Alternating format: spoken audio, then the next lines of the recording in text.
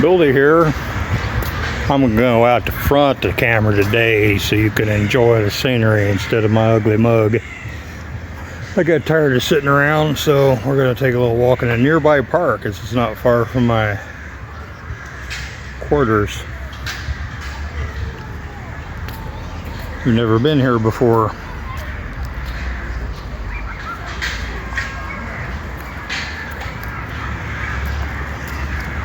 This pavement was obviously done since 2014. So it's pretty nice. It's big on metallurgy around here. Matter of fact, the next park down is the Metallurgist Park. I think that's the name of it. So they got all kinds of stuff going here. Made out of sucker rod and box tubing. Pretty clever. Little sport area. Lots of shady benches. Must be the wedding seat or something. Oh yes, Lumos. This is nice. Exercise equipment. That's recent. I hadn't been to Kerch when it was Ukraine, so I don't know what it was like then. Yeah, ooh, look at this.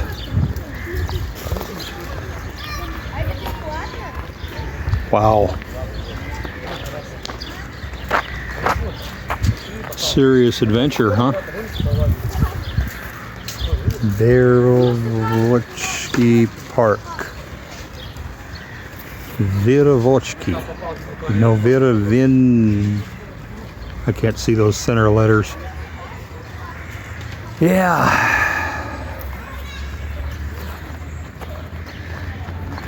They really do a lot for the kids here. I mean, that's pretty elaborate. That's nice. And you can see it's pretty recent. They got stuff like that in the children's park near downtown Sevastopol. It's not that elaborate though. It's not that nice. It's more technical looking. Not as much wood. They do have runways like that. And zip lines and all that. That's not a pay for use either. That's open to the public. I wonder where everybody is. Must be some festival or something going on. It is Sunday. Maybe they're very religious here. I don't know. That's nice. Lets the water in. Seep into the ground. Wonder if those trees were cultivated like that. Oh, wow. Interesting.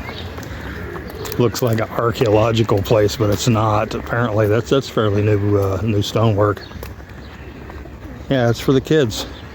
Brilliant.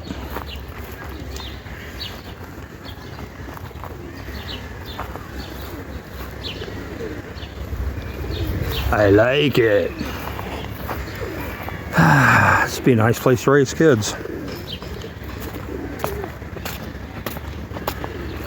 Maybe mine can come visit me here someday.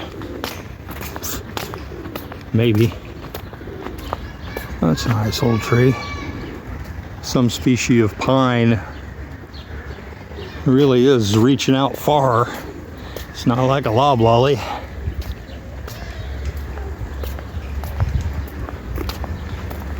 They have such a nice variety of stuff. Roses. Oh, I can smell them. Yeah, this is nice. What's in the news?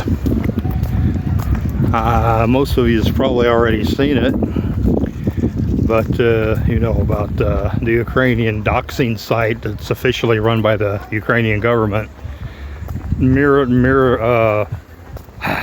Peacekeeper in Ukrainian, whatever that is. Mirotvoryetz or something like that. If I don't have it in front of me to read, I forget how it's pronounced. One of my problems. It's Ukrainian anyway. Yeah, the first thing, I knew about that for a long time, but they were just doing opposition politicians. Anybody that would compete with yachts or Poroshenko would go in this site where they would try to keep track of them and say where they were and show their picture and all their information in case any enthusiastic Nazis want to go beat them up or kill them. And they encourage that. It's illegal, you know, pretty much internationally, but in Ukraine it's cool. It's endorsed by the government. Well, they tagged Eva Bartlett. If she's on the territory of Ukraine, police and soldiers are supposed to execute her on the spot for telling the truth. A Canadian journalist. Does Canada do anything about it? No. Now my friend John Mark Dugan is on it. This is funny. This could only happen to him. He's doing a report on this site. Oh my God! Let me look at this. He's doing a report on this site and what they're doing to some of his journalist friends, putting them on there. And he started searching on it, and he found himself. No surprise there. He's been effective. What an honor. I am so jealous. I wish I was on it. Maybe I am, I just can't find myself. There's a bunch of industrial stuff going on there. Yeah. I should snap a photo of that and send it to CNN, and they can post it and say, "This is Russia stealing all the industrial stuff from Ukraine." Yeah, it's that easy, and people believe it. Anyway, back to mirotvoryetz. I'll post a link for that. Most of you's probably already seen it, but he was doing a story on it, and he found he was in it. And he was pleasantly surprised. He thinks about it the same as I do with it. And, you know, you can't be afraid of these people. And if people that are afraid of them, I don't know what to think of them. I mean, people that let them, that sort of bullying influence them, I don't understand it. I don't have much more respect for a coward than I do for a bully. They pretty much stem from the same problem. But the interesting thing that I never noticed, I've known about this for a long time, and Mr. Dugan does a great job. He pointed out some things that are right on the header of the mirotvoryetz site, where the information comes from, the CIA, the FBI, MI6, and something they call junta. I don't know what the hell that is. I don't know if they're so stupid they call their own government junta. It is a junta government. Maybe it's tongue-in-cheek, I don't know. But it shows where the information that put the client into the site for harassment, beating, execution, and so on. Oh, you can see the bridge from here. It's so bitchin'. I'm going to go down here out of the tree line, I think. Yeah, that'll be a better view. But yeah, and it has the address Langley, Virginia on it. Now,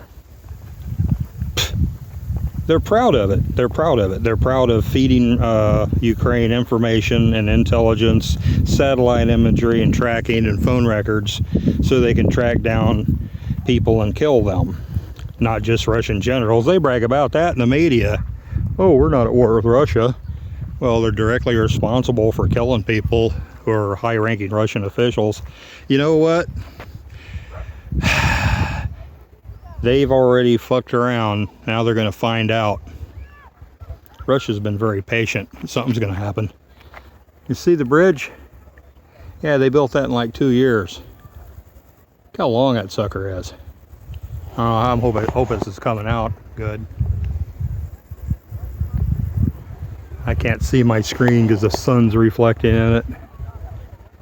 I'm going to go on down to the water. I'm surprised that this area is so steep. Back north of here, where I've been before, I've never been this far south in the city. This is my neighborhood. I live on the south side, Kurt's south side, you know what I'm saying? Shit. I've been the city center and north of there, and it's all pretty low. It's like Dooney. It rolls right off into the sea. Here, it's pretty high. It's pretty good elevation. This reminds me of Fell Int, only not as extreme. My dacha property, oh, my erstwhile dacha property, is actually in the Fallent neighborhood, Fallent district. And in Fallent, you've got 967 steps to the beach from the top, and they're not like this. They're they're chunks of stone that Orthodox monks put in there to make the original steps. It's been patched and improved in certain areas by the Soviets, so it's crumbling concrete too. I haven't been there since the referendum. It might be all nice now. They might have made real nice steps, but yeah, you got to take a couple of breaks going down. Going up, yeah, after you go down to the beach and swim all day and get real good and tired, then you got to go up 967 steps. But it's pretty cool. A lot of people go there. I was surprised that this has such an elevation. That's a couple hundred feet. It's a little low rolling hills, but I guess they add up when you're going south. Got some sort of barrier, a breaker. Looks concrete. Jetties, we used to call them in Galveston. They just dump great big blocks in the water to keep the beach from eroding. Sea of Azov looks pretty placid. It's a giant lake. The only outlet is through these straits, which are over there by the bridge. Actually, this is an Azov. I think this is the Black Sea. This is where they come together. They come together right in this area. I don't know exactly where. It might be around the corner. It might be here. Black Sea is usually really dark. Hence the name. Azov is much shallower. I think the Sea of Azov is like an average of 40 meters. The Black Sea just drops right off the coast. It drops and drops and drops and drops. Black Sea is like 7,000 feet deep. In the most part of it, the deep part. Beautiful. This is a good view of the bridge. My friend's dacha is way on the other side of it around the bend, and it's all flat like that down there. This is where it starts getting steep, just this little area. Yeah, then it rolls back off a little. It's a pretty big tub. Oh, it looks like they're building a wall down here. Let's see what this is all about. I wonder what they're doing. Concrete work. I guess they want to stop all this stuff from sliding off. Is that going to be a retaining wall and drainage? Perhaps a road or a walkway? Pavement? A seawalk? Nice. Who knows? We'll find out when it's done. Wonder how the water is.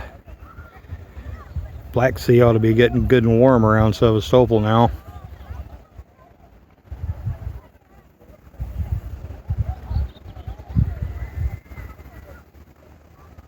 They might be going and swimming in it. This is much shallower. It probably heats up a lot faster in the summer. Hell, it's June for crying out loud. It ought to be fine. There's fish nets out there.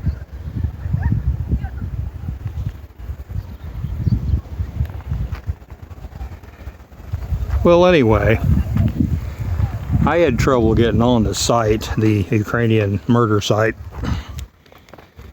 I found out my VPN, I think, was causing problems. I eventually got on it and did a search for myself and came up with nothing. Oh well, I'm just not important enough. I'm not after importance. I want to be effective, though. It's nice to have signs that you're effective, though. Nice to have some confirmation. I think I told a story before about in the spirit world you get confirmation you're doing the right thing. Well, it happens in around Nazis too, I guess. If you got the right enemies, you're doing good. I was in the air. I'll tell it again. I was in the airport in St. Louis picking up somebody's old lady. And I felt healthy, happy as a clam. It was fall. I remember the smells. It's up near my own hometown. It's a couple hundred miles south of there. You could smell the leaves burning. You could smell the corn. You could smell the harvest. So my sinuses were fine. I went in there, and a Mooney, I guess he's a Mooney, or what are those other guys? The yellow robes and the shaved heads, you know. They were in the airports back then. This was back in the 80s. Hare Krishna, maybe. He comes floating up to me holding a book, and he just looked like he wasn't even there. His face was blank and vapid. And he looked at me and he said, he held the book up and said, "This is the book about the laws of nature." And I became indignant and blurted it out. I didn't have much politics then. I said, "No, it's not. That is a book about someone's opinions of the laws of nature." And you should have seen his face. He thought. And he looked really disappointed, and he looked like, oh God, I've been wrong all this time. I mean, you could see it on his face. You could see a change coming over. I mean, those were words, winged words that he needed to hear. And I just happened to be walking along and did it. It wasn't anything I did. It just happened automatically. You know, if you're tuned in to the right frequency, that kind of stuff happens. And you help people without even noticing it or meaning to. And I don't particularly like Moonies or Hare Krishnas or anything, but if I could help somebody, I always do. I just blurted it out with indignation. And he looked at me for a while and he says, "You're right." And he looked at the ground and said, "You're right." And he kind of put the book down to the side and kind of walked off with his head hung down. Oh, okay, sorted. I took about 2 steps from that point and boom, I was sicker than a dog instantly. Instantly. My nose plugged up. It's like somebody just poured epoxy, fast drying epoxy in it. I got a pounding headache, one of the worst headaches I've ever had. Nausea. It all came on me at once as soon as I walked away from that guy. You know what? I pissed one of them buggers off. Yeah, an entity did not like what I did. And the correct response to that isn't fear. Oh my God, what have I done? I'm so sorry. No, dude, you're right. No. Well, are you going to do something like that? Really? No. You ever thank a demon? I did. That's probably not good policy, probably not good doctrine, but I did. I says, "Well, thanks for the confirmation, asshole." It's like you fire a torpedo accidentally and you hear a boom and you put up the periscope and you see this big black cloud rolling out of the sky. And they said there was an enemy ship in the area, but I didn't see it on my radar or my sonar. And I don't know what happened. A nice big black cloud rolling up into the sky off the horizon. Yeah, that's what it was. I've had a lot of stuff like that happen. But Ukrainians put me on their hit list. I guess it just wasn't meant to be. I'm okay. I'll live.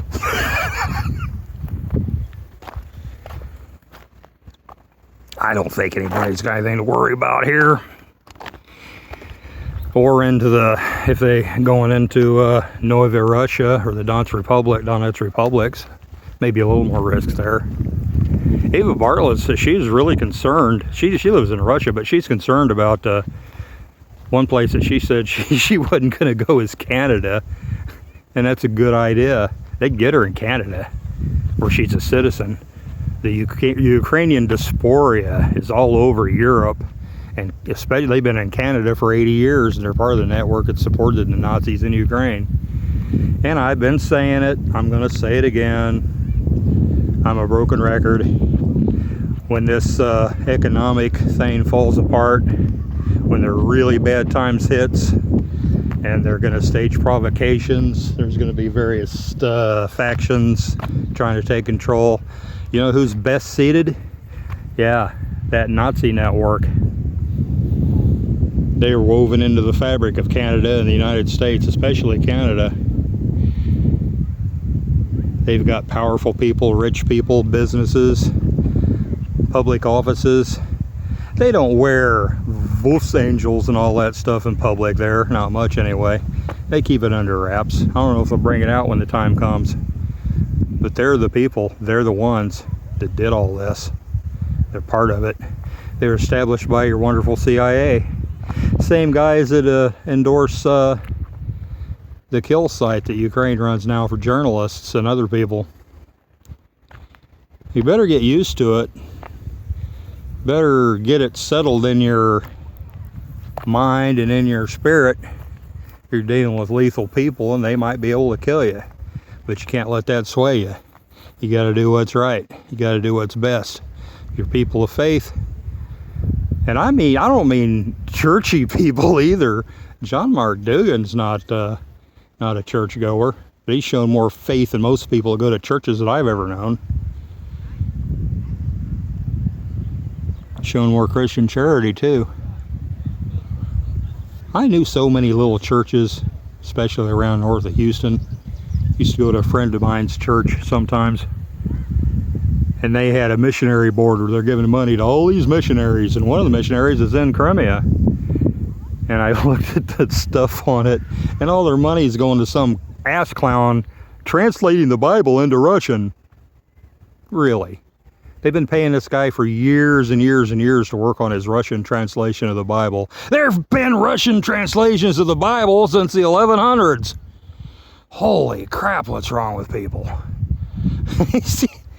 And they all these wonderful little people there in America think they're doing a good thing and giving this guy money. He's a freeloader, apparently, translating the Bible. Maybe he's translating the Schofield Bible. Who knows? Russians have a Bible.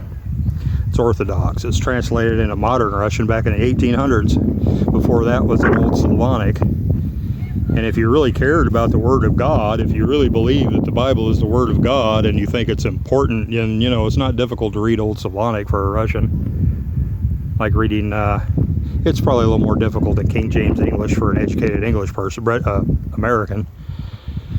It's not that difficult. The letters are different and everything, but hey, it's the Word of God. It's important. They had the church to teach it to them, and it's written down. But somebody's making some money. I'm gonna go back up to the park, or should I go this way? Yeah, I'll go up to the top of this hill and look around.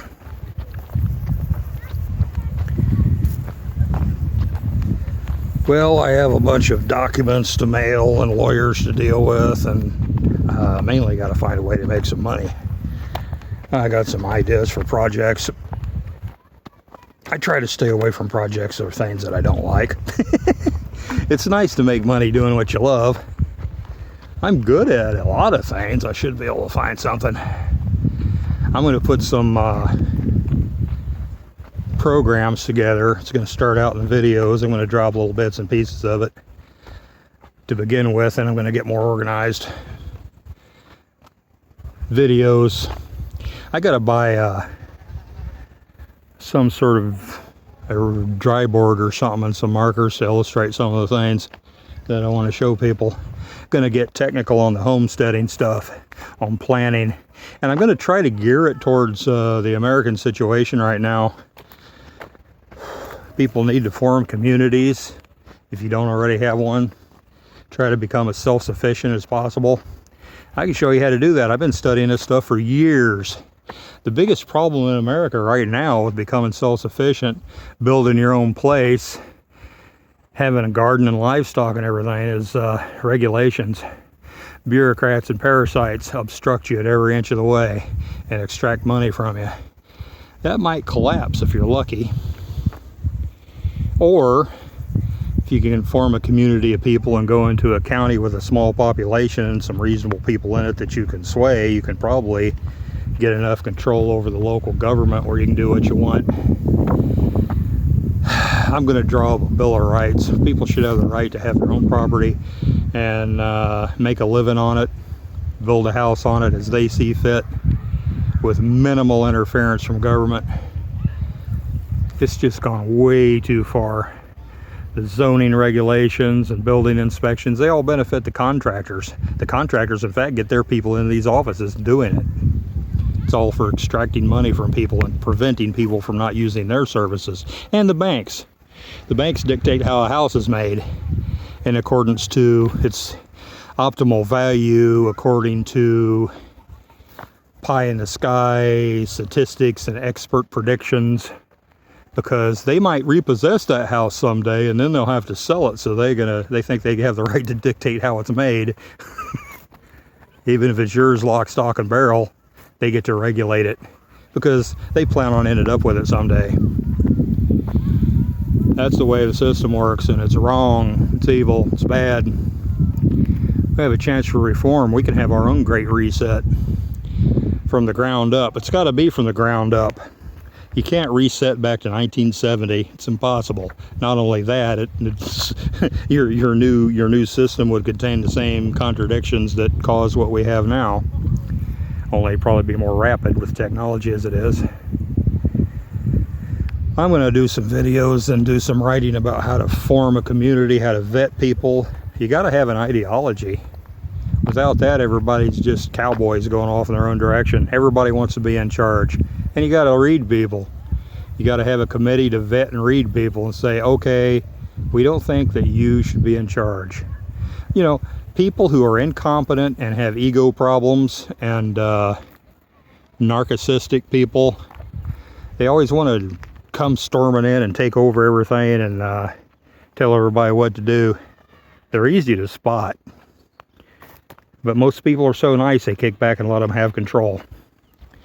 And getting to the point where that's doing stuff like that, letting people like that be in charge, putting Barney Fife in charge. Nah, you might like Barney Fife and you don't want to piss him off, and it's less trouble to let him have his way than to argue with him. But not anymore. Barney Fife's going to freaking kill you in the times that are coming. I've known people, I've worked with people like that. Holy crap. I've had people like that in charge over me. Matter of fact, this one guy looked like Barney Fife. He didn't understand what I was doing. He saw, okay, this machine has to move over here or there. Let's do it. Let's all hook it up and get it over there. Well, I see a choke point, so I start measuring. What are you doing? I told you to get that machine over there. Oh, what a fucking idiot. Yeah, he stopped me from measuring shit. So I just went along with it because, hey, you know, I didn't plan on sticking there very long. I'll let him hang with it. So I backed off and they hooked it all up and got it on skates and slid it down the aisle until they got to that choke point, and guess what? It wouldn't freaking fit. Yeah, that's somehow my fault though. There's a lot of that out there. Oh, this other guy, he'd come in and he'd put himself in charge and start giving orders and just wreck everything every time. And you couldn't stand up to him. He just wouldn't take no for an answer. And I told my supervisor, who was a pretty good guy, I said, yo, that guy comes along, I'm just going along with it. It's like getting in a canoe with Barney Fife. You know, you put some nice, clean, dry clothes in a plastic bag and tie them to your wrist. Make sure you got a helmet and a life jacket on, and just sit there and dummy up and have to wait till it's over, because Barney Fife's in freaking charge. You know you're going over the waterfall. God, these people are idiots. You can't let them do that now, though, because they'll end up killing a whole community of people if you do. You're going to have to learn to carefully vet people. And then there's the infiltrators.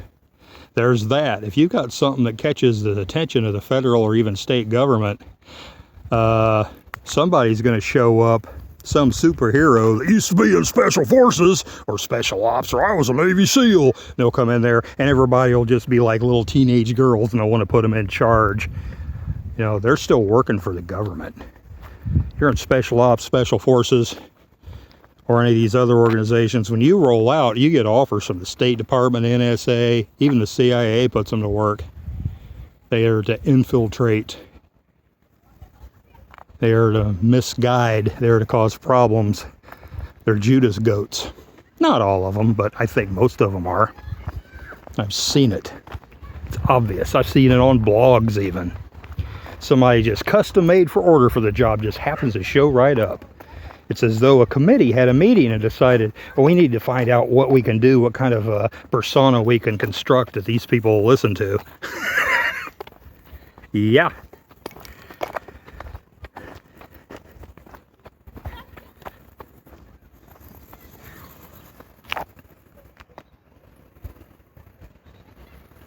Wonder if I could zoom in on this thing without screwing something up. Oh yeah, it works. Yeah, it's a work of art. It's two sections, a railroad section and a highway section. They're both huge. I came here on a train last time.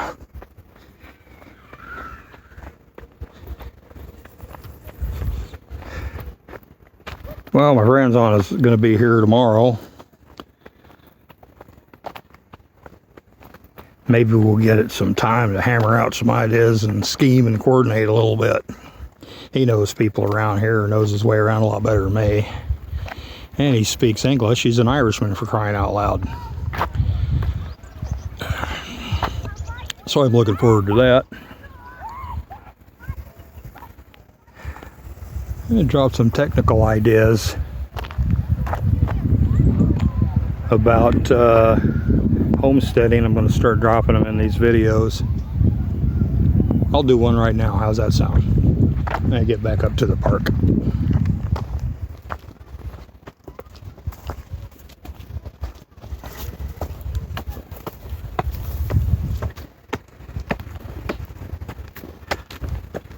Wow. Always got to go back up. This could use a little work. One thing I've been amazed by and really attracted to in the alternative power systems is air power. I'm gonna tilt this up or try to find something more interesting than stair steps. Oh yeah, I'll put it behind me. That'll work. The Amish use air power big time. That's a kind of a good, well-kept secret. You look for alternative energy, wind power for home use. You're going to get this well-established, corporate-backed, all these corporations are making the wind power stuff. They have since the 70s. I was into that stuff even back in the 70s. I was a kid and I'd order these blueprints for building a wind generator and all this. And I paid quite a bit of money for one set of prints. It was huge full-size prints of an extremely complicated windmill. And I got to looking at it after I bought it. I was like 15 years old. And that thing was so complicated and needed all these parts machined. What they were doing was they made it like the old water pump windmills, which are low speed. But there were lots of examples of those that were pretty simple. I don't know, so whoever designed this thing that I got the blueprints for was an overeducated engineer who had no common sense whatsoever. He had the vanes that would rotate on an axis like a helicopter's blades to furl it, and that was governed by a mechanical ball governor, weight governor, like a steam engine had for its governors. And you had to make all this stuff from scratch, and all the linkage to make it work. It was ridiculous. And well, you just buy a little Berge windmill over the counter for back then $400 or $500. Solid state, had fiberglass blades. And they furled by flexing if the wind got way too high. Oh, let me explain that. If it gets going too fast, it'll disintegrate. And it'll go fast. Doesn't even need a real high wind for it to do it. Because these turbines operate off lift principle. The wind doesn't spin it like it does a pinwheel. It actually creates lift like it does on an airplane. And the lift makes the blade fly up. And it works in both directions. Well, on one side, of course, the blade is flying down. And it can get going so fast that the blade flies apart from the centrifugal forces. So you got to stop that from happening. Easy ways to make the blades out of a flexible material at that high wind speed or that high rotational speed. They'll flatten out and lose speed. But material like that doesn't last very long. So I found a website, some boys down there in Greeley, Colorado, they were making their own windmills.